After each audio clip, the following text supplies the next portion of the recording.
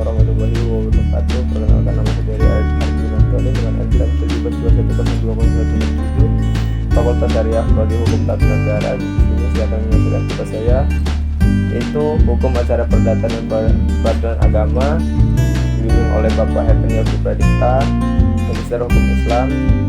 Tugasnya itu pembuktian.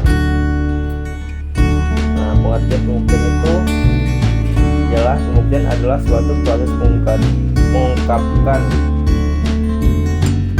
fakta-fakta yang menyatakan bahwa suatu peristiwa hukum benar sudah terjadi. Itu ada itu kebenaran yang dicari dan diwujudkan hakim cukup kebenaran formil. Itu tahun 2008 498 sampai 49. Alat-alat bukti yang perlu, macam-macam alat bukti diatur dalam pasal 248 RBG 148 HIR 1866 yang terdiri dari alat bukti tertulis atau surat, bentuk alat bukti dengan saksi-saksi. Yang ketiga itu alat bukti persangkaan, alat bukti pengakuan, alat bukti sumpah. Dalam praktek peradilan perdata disampaikan 5 alat bukti tersebut. Atas dikenal pula 2 macam alat bukti, yaitu pemeriksaan seperti keterangan ahli. Yang pertama itu alat bukti tertulis atau surat. Ada 3 macam alat bukti tertulis atau surat. Yang pertama itu akta otentik, yang kedua itu akta di bawah tangan, yang ketiga itu alat bukti tertulis atau surat bukti akta. Yang kedua itu alat bukti dengan saksi atau kesaksian. Ini kesaksian adalah kepastian yang diberikan kepada hakim di persidangan tentang peristiwa yang disengketakan dengan jalan pemberitahuan secara lisan dan pribadi oleh orang yang bukan salah satu pihak dalam perkara yang dipanggil di persidangan. Itu yang ketiga alat bukti persangkaan. Ini alat bukti persangkaan merupakan alat bukti yang tidak langsung yang dapat dibedakan menjadi 2. Yang pertama persangkaan undang-undang atau persangkaan berdasarkan hukum. Yang kedua itu persangkaan berdasarkan kenyataan atau persangkaan hakim.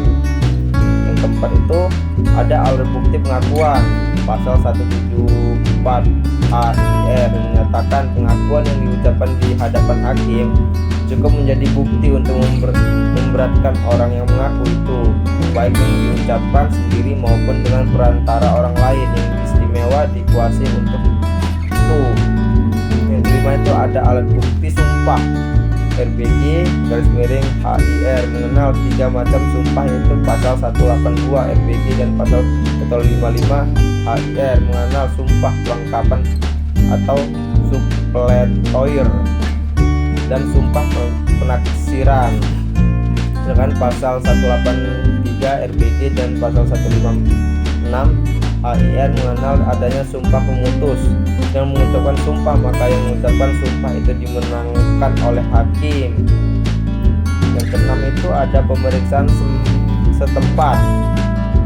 Pemeriksaan setempat mendapat dasar pada pasal 180 RBG sama 153 HIR yang menentukan ketua jika dipandangnya perlu atau bermanfaat dapat mengangkat satu atau 2 orang komisaris untuk membantu oleh panitra mengadakan pemeriksaan di tempat agar mendapat tambah keterangan.